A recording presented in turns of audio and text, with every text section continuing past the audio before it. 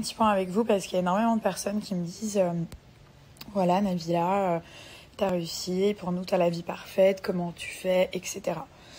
Alors, ce qu'il faut savoir, c'est que la vie elle est jamais parfaite. Donc ne croyez pas que ma vie elle est parfaite, que tout va bien tous les jours, etc.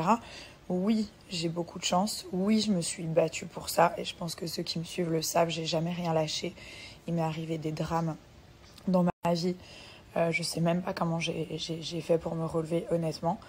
Voilà, je pense qu'on a tous des bonnes et des mauvaises périodes, mais ne croyez vraiment pas que la vie, enfin ma vie ou la vie des gens que vous pouvez voir sur les réseaux sociaux, elle est exactement comme ils le montrent. Moi, je vous montre pas quand je me dispute avec mon mari, quand ça va pas avec mon mari, quand ça va pas avec des membres de ma famille, quand on a des petits soucis ou quand je suis pas bien, tout simplement en tant qu'humain. Je vais vous dire encore mieux, ne croyez surtout pas que c'est parce qu'on a de l'argent qu'on est heureux. Alors ça, je peux vous dire que ça n'a rien à voir. Quand on dit l'argent fait pas le bonheur, quand on me disait ça quand j'étais jeune, j'étais là ouais c'est sûr. Genre je préfère pleurer dans une Ferrari que dans une Twingo. Bah pas du tout en fait. Donc voilà, c'est pas ça, le bonheur il est pas du tout là-dedans. Alors oui, ça facilite la vie, oui on a moins de soucis, oui on peut se permettre plus de choses, mais ça vous apportera jamais le bonheur que peut vous apporter votre famille, votre mari, votre bébé, vos amis.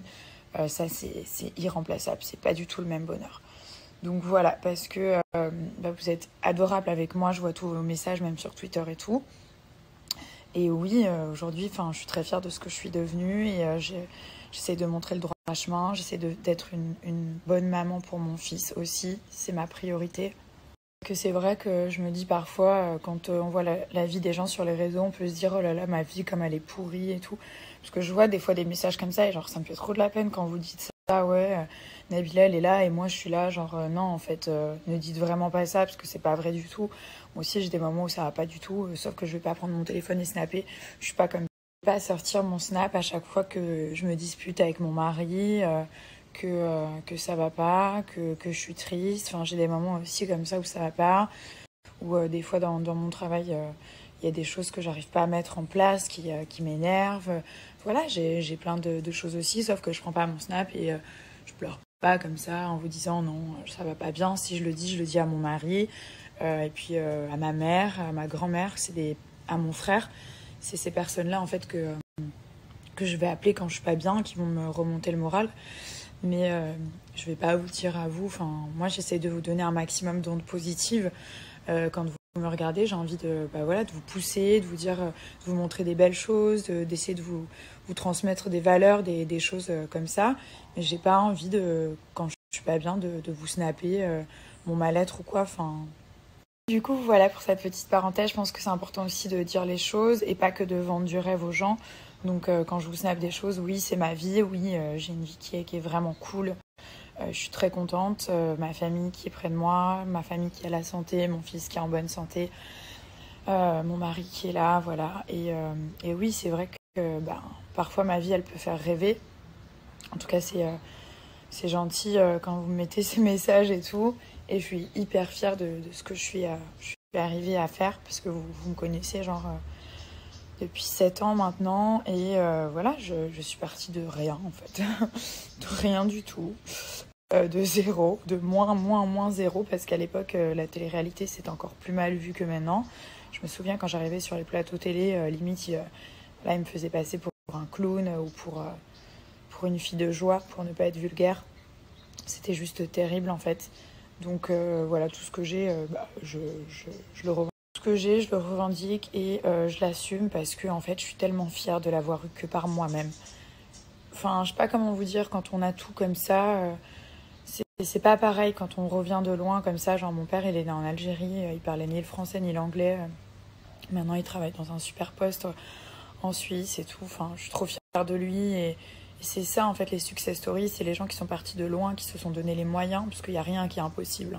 Je vais vous dire, moi j'ai rien de plus qu'une autre. C'est juste que voilà, je me suis battue et que j'ai rien lâché, que j'ai énormément travaillé derrière. Mais ça, les gens ils le voient pas forcément, mais moi je le sais parce que c'est des journées, c'est se priver de plein de choses pour être toujours apte à répondre à des coups de fil, à faire ci, à faire ça, à... Je peux même pas vous raconter tout le travail qu'il y a eu derrière, ne serait-ce que derrière ma marque. Et oui, maintenant ma vie elle a complètement changé, mais ce qui est beau, c'est que le rapport que j'ai avec ma famille, mon mari et les gens avec qui je travaille, je suis toujours restée la même personne. Et genre, vous le savez, vous voyez comment je suis, comment je me comporte, comment je parle. Genre, ce que je vous montre sur Instagram, je pourrais vous montrer fois 1000.